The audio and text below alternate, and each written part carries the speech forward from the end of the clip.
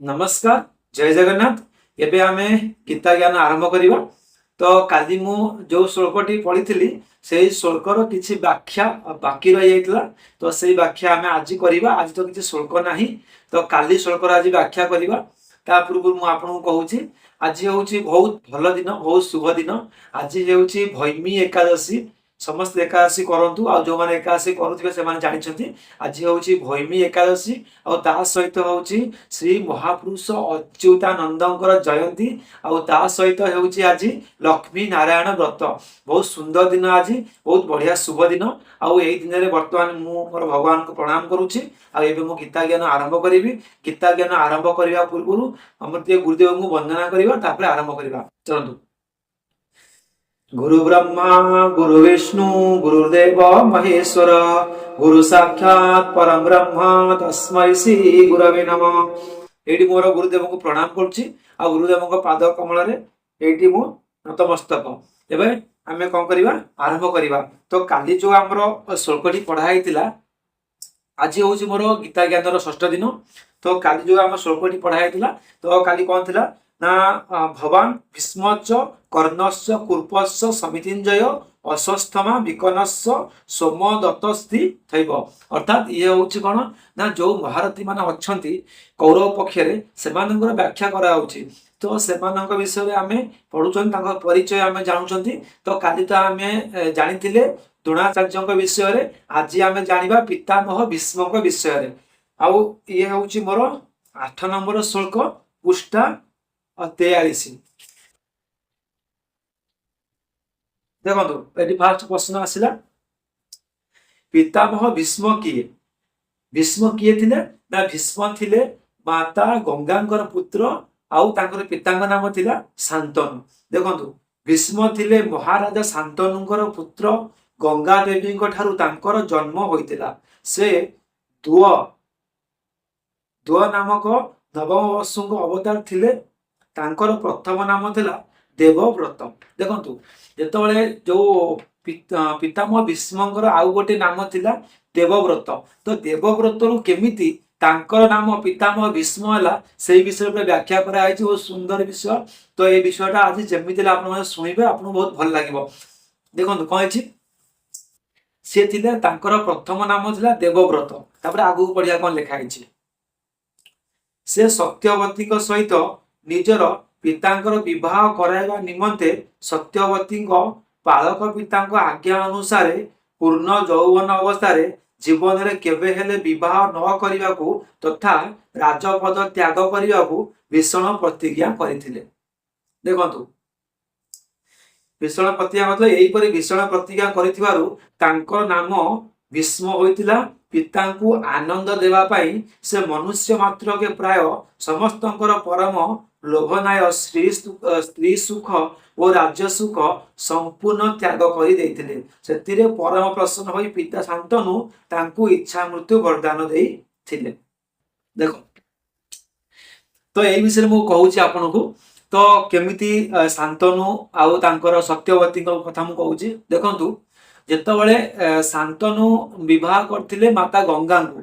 तो केमिति माता गंगा को विवाह कले, केमिति तांकर पुत्र पितामह भीष्म जन्म हेले, से विषय तो बहुत बड़। से विषय अलग आसीबो। तो मु एबे संक्षेप रे सेटा आगु आसीबो। तो मु एबे संक्षेप रे आपन कहि दउची। पितामह भीष्मंकर पितांक नाम हेउची शांतनु। जेतबळे शांतनु प्रथमे माता गंगा को विवाह करिथिले, माता गंगा स्वर्ग को पळैथिले। से समय रे राजा शांतनु कोन करथिले, से सत्यवती की प्रेम करथिले। तांकर सत्यवती सहित प्रेम होइतिला। आउ से जेतबळे विवाह करिया पे इच्छा करथिले, सेही समय रे माता गंगा आनी देवव्रत को देइथिले राजा शांतनु को। कहिथिले, हे राजा, ये तुमर पुत्र आउ तेजस्वी पुत्र, भगवान वरदान, तुम ये पुत्र को रख। ये तुमर मान बढ़ेइबो, तुम राज्य संभाळिबो, तुमर साथ दबो।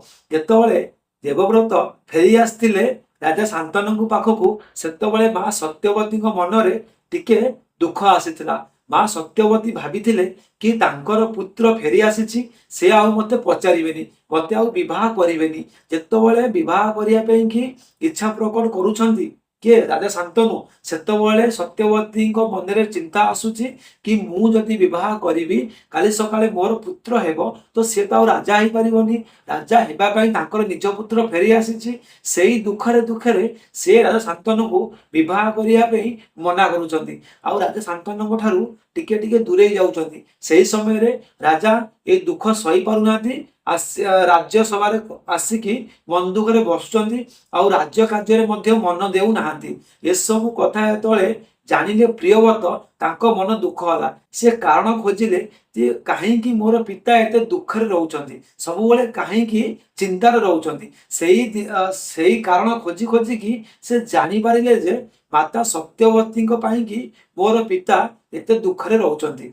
आ से सत्यवती की विवाह करिया पे चाहउछंती तो पितामह भीष्म बा देवव्रत जाइकी पहुंचले माता सत्यवती पाखे कहले तुमे मोर पिता कहीं विवाह करने मना करुच तो सेठी माता सत्यवती कहते कि जदि मु विवाह करी ताहले मोर पुत्र ही राजा हेबो सेठी राजी होते देवव्रत कहले हाँ ठीक अच्छे तुमे विवाह कर तुमर पुत्र ही राजा हेबो किंतु सत्यवती मानि नथिले कहले कौन विश्वास अच्छी तुमे सिना आज कहूच काली तुमे विवाह करिवो तुमर पुत्र हेबो तुमे ताकू राजा करई पारो तो ए सब कथा सुनिकी सेठी देवव्रत गोटे प्रतिज्ञा करथिले और सेही प्रतिज्ञा सकाशे तांकर नाम आज सारा विख्यात जानिछि पितामह भीष्म तांकर नाम जुगे जुगे रही जाइछि कौन करछन्ती देखंतु प्रतिज्ञा ना सेठी प्रतिज्ञा करछन्ती कि मु सारा जीवन अविवाहित रहिबी केबे विवाह करिबी नाही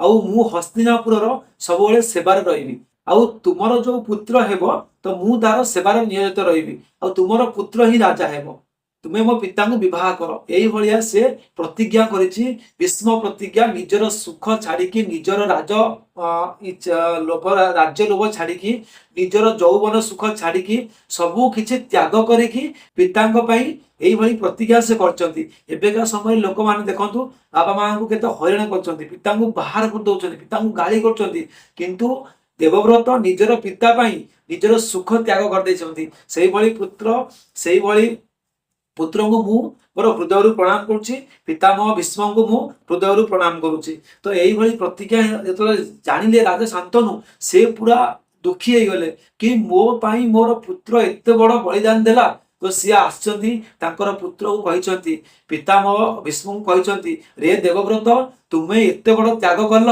तो मु तुम ए त्याग रे संतुष्ट होई कि तुमको को वरदान दउची माग तुमे कौन वरदान मागिबो छोट से मना करथिले पर नाई मोर किछि वरदान ही दरकार नाही तो सेठी से जाची कि गोटे वर देइथिले कहले देवव्रत तुमर ए भीष्म प्रतिज्ञा पई तुमर नाम आइछु भीष्म नाम रे सारा जगत तुमको जानिबो आउ मु तुमको एही वरदान दउची इच्छा मृत्युर वरदान तुमको इच्छा मृत्युर वरदान मु देली तुमे जेते वर्ष आगे चाहिबो तुमे बंची पारिबो तुमको केही भी मारी पारिबेनी तुमर मृत्यु हेबो नाही तुमे तुमर जेते वर्ष जेते पर्यंत तुम इच्छा हो तुम्हें बंचब आ से इच्छा मृत्युर वरदान देइथिले पितामह को बाल ब्रह्मचारी अत्यंत तेजस्वी शस्त्र शास्त्र पूर्ण पारदर्शी अनुभवी महान ज्ञानी महान वीर तथा दृढ़ निश्चयी महापुरुष थिले तांको ठारे शौच बीज त्याग तितिक्षा क्षमा दया सम दम सत्य अहिंसा संतोष शांति बल तेज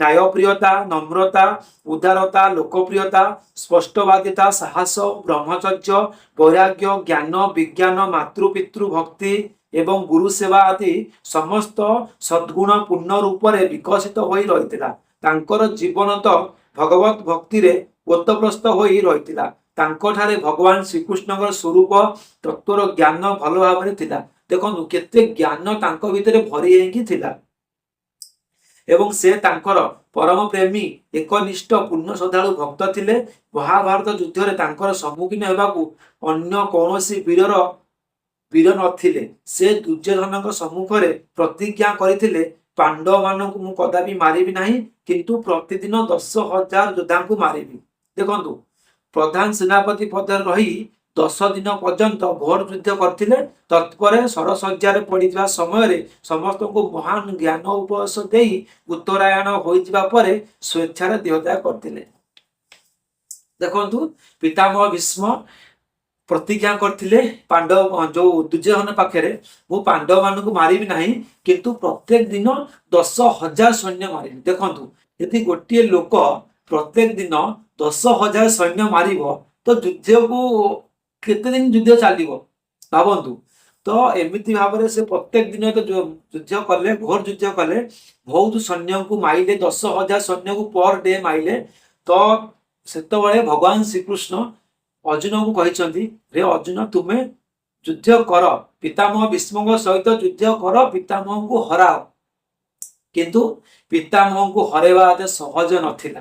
पितामह भीष्म को केही भी हरई पारिबे नाही कहीं ना जितेबाला पितामह भीष्म को इच्छा मृत्युर वरदान मिली तो से केमिति हारिबे तो से केमिति हारिले आउ केमिति से युद्ध रे परास्त हेले मु सेही कथा टिके कहूची आपण माने सुनंतु बहुत बढ़िया जिंस आउरी अछि मु कहूची। तो आज आमे केवल पितामह भीष्मक विषय रे ही आलोचना करिबा। तो काली के आमे आलोचना करिबा कर्णक विषय रे जण जनक विषय रे भलसे जानिबा। देखंतु जेतबेले पितामह भीष्म युद्ध करथिले से 10 दिन धरि युद्ध करचंती रण क्षेत्र रे 10 दिन धरिकी छिड़ा होइचंती तांको केही भी परास्त करि पारु नाहांती। अर्जुनकर बाण तांको पाखरे किछि काम करूनी आउ नकुल सहदेव आ युधिष्ठिर भीम कहार बळ तांको आगे काम करूनी। तो केमिति हारिबे ना पितामह भीष्म जे पर्यंत निजे अस्त्र त्याग न करिवे तांको महाभारत युद्ध रे केही हरई पारिबे नाही। तो से केमिति अस्त्र त्याग निजे कले से विषय मु आपन कहूची तांको विषय टिके बहुत बड़ कहानी मध्य अछि मु टिके संक्षेप रे आपन कहूची। तो पितामह भीष्म निजे केमिति अस्त्र त्याग कले आ जे पर्यंत महाभारत युद्ध रे पितामह भीष्म निजे अस्त्र त्याग न करिवे से पर्यंत तांके हरई पारिबे नाही। एमिति अर्जुन भी नुहे हरई पारिबे नाही। देखंतु जेतेबेले मु आपनको एबे शांतनु आ मां सत्यवती कथा कहूतिली सत्यवतीଙ୍କର दुईटी पुत्र जन्म होइतिले जनक नाम थिला चित्रांगदा आउ जनक नाम थिला विचित्र विजय। तो ये दी जन तो होउछन्ती पितामह भीष्मଙ୍କର भाई हेले ना। तो जेतेबेले चित्रांगदाଙ୍କର मृत्यु होइतिला तांकर देह खराब थिला से तांकर मृत्यु होइतिला आउ रहितिले विचित्र विजयଙ୍କ ପାଇଁ कन्या खोजा होउतिला। तो से समय रे काशी राजांकर कन्यांकर स्वयंवर होउतिला आउ से समय रे तो जानिया पे पाइले पितामह भीष्म कि काशी राजा स्वयंवर घोषणा करिसंती तांकर पुत्री विवाह पे सेठी जाई राजा सेठी जाई कि पितामह भीष्म पहुंचथिले आउ तांकर भाई पे कन्या मागिथिले कहले मु होउछि एते शक्तिशाली मोर भाई भी एते शक्तिशाली आउ तुम कन्यार भाग्य जे से हस्तिनापुर पाटराणी हबो। तो तुमे तुमर कन्यार विवाह मोर भाई विचित्र विजय सहित कर। तो से समय रे काशी राज्य को जो सब राजा आसते से विरोध करते कहले एटी स्वयंवर चलछि तो एटी तुम्हें आसी एमती कहि परिबो नाही। तो समस्त सहित समस्त युद्धर आह्वान देले तो सेठी पितामह भीष्म समस्त को परास्त करिसंती। तो काशी राजांकर 3टी कन्या थिले तांको नाम होउछि अंबा अंबालिका आउ अंबिका। मां अंबा कोन करथिले जने राजा को भल पाउथिले तांको नाम होउछि साल्वा। जे जण को से भल पाउथिले से समय रे जानि नथिले पितामह भीष्म कि अंबा जण को भल पाउछन्ती आ सेया को ही विवाह करिवे कारण स्वयंवर रे से राजा मध्ये उपस्थित अछन्ती आ तांको से ही माला पिंधेइबे जे आगु से आगु तांको भीतर भल पाया थिला साल्वा आउ अंबा मां अंबांको भीतर। तो से समय रे जेतेबेले युद्ध रे जय करछन्ती तो जय जे जो राजा माने सिटी युद्ध रे जय करिवो जे तांकर कन्या को से विवाह करिवो। तो सेठी सेमती तो थिला तो से तांकर जो 2टा 3टा कन्या को तांकर विचित्र विजय सहित विवाह करिया पे हितले राजा कहिले काशी राजा कहिले से समय रे मां अंबा मना कले अंबा कहिले मु साल्वा को भल पाउछि मु सेया को ही बाहाबी। तो पितामह भीष्म कहले ठीक अछि तुमे साल्वा को ही विवाह करो आउ बाकी 2टा कन्या को वो भाई विचित्र विजय को विवाह कराई दियो। किंतु जो राजा साल्वा से भल पाउथिले से मना करदेले कहले मु अंबा को मना करदेले कहले मु तुमको विवाह करि परिबी नाही कारण तुमको पितामह भीष्म जय करचंती युद्ध रे। तो तुमे पितामह भीष्म को जाओ विवाह करिवो मु तुमको विवाह करि परिबी नाही। तांको बड़ लज्जा लागिला कहले मु युद्ध रे हारि गली तो मु तुमको विवाह करिबिनी। जेतेबेले मां अंबा को विवाह करिया पे मना कर देचंती सिए तो माँ अंबा पितामह भीष्म को विवाह करने जिद धरी मु जदि विवाह करी तुमको ही विवाह करी किंतु पितामह भीष्म तो ब्रह्मचारी व्रत पालन करुँच से तो प्रतिज्ञा कर जीवन में केवे विवाह करेंगे नहीं से केमिति माँ अंबा को विवाह कर तो विवाह केवे करें कि करें नहीं तो से मना कले कहले तुम्हें मोर भाई विचित्र बीज को विवाह कर नहीं तो तुम्हें तुम राजा शाल्व को विवाह कर मु तुमको विवाह करी ना जो पितामह भीष्म ए कथा राजी होना तो से माँ अंबा रागी रागी जाकि तुम्हें ही मत विवाह कर विवाह करी ना तो से एक कह समय से राज्य पलि आसर भाई विचित्र बीज सहित जो दुई भौणी थे अंबालिका आउ अंबिका सहित विवाह होती विचित्र बीजंकर आउर जो दुईटी पुत्र जन्म दुईटी कन्या दुईटी पुत्र जन्म होता आपण जानते तो जनक नाम हूँ पांडु आउ जनक नाम हूँ धृतराष्ट्र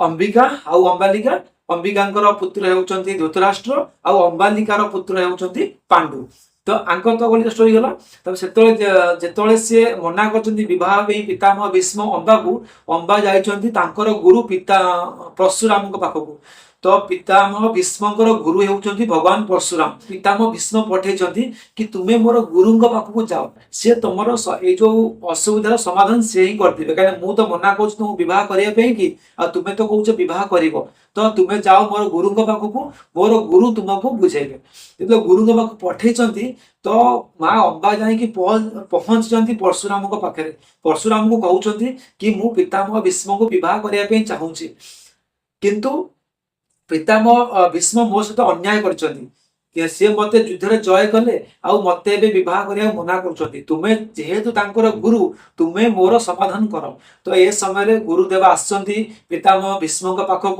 पितामह भीष्म को बुझे तो बुझेया भितर पितामह भीष्मकर आउ परशुराम युद्ध युद्ध परशुराम आउ पितामह भीष्म युद्ध हो गुरु शिष्य युद्ध बहुत भयंकर होते स्वयं महादेव आसी देखा महादेव युद्ध को बंद कर समय माँ अंबा को पचारि माँ अंबा तुम कौन दरकार तुम्हें कौन चाहूच कह मु तुम जहाँ इच्छा पूर्ण करी तो माँ अंबा से मु भीष्मर मृत्युर कारण हवा चाहूँगी महादेव कहते अंबा को महादेव बुझे ये जन्म तो संभव नुहे तुम्हें आर जन्म शिखंडी नाम जन्म हेब द्रुपदर पुत्री होकि तुम्हें ही पितामह भीष्मकर मृत्युर कारण हेब तो से आउ गोटे जन्म होती द्रुपदर से कन्या होती नाम हो शिखंडिनी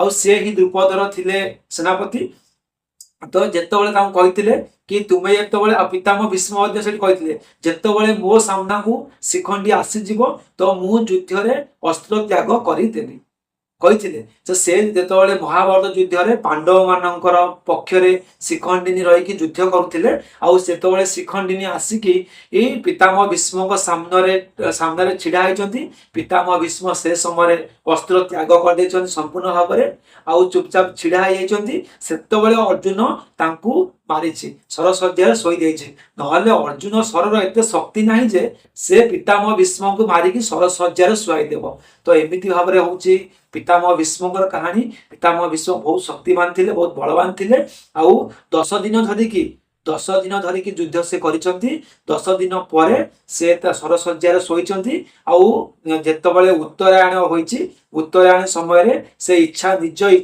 इच्छा मृत्यु करिसंती एमिति भाव में पितामह भीष्मकर थिला आज कहानी आम पितामह भीष्म विषय शुणिले काली की आम शुणा कर्ण किए कर्ण विषय आहरी बढ़िया स्टोरी अच्छी कर्ण विषय मुझे कहि कर्णकर कहानी आहुति बड़ मजादार अच्छी तो एमती भाव में आम गीता ज्ञान रे समस्त विषय जाना भगवान गीता उपदेश शुणा तो जी मुझे जानी से कहली आउ तो किसी मनरू कहूना जहाँ गीतार लिखाई जहाँ बही लिखाई मुझे कथा ही कहली तो आज ये आम गीता ज्ञान को विराम दबा रही पुणी देखा आम काली की देखा आउ कि नुआ कथा सहित कर्ण कथा सहित आम कथा आरंभ करवा रही जय श्री कृष्ण।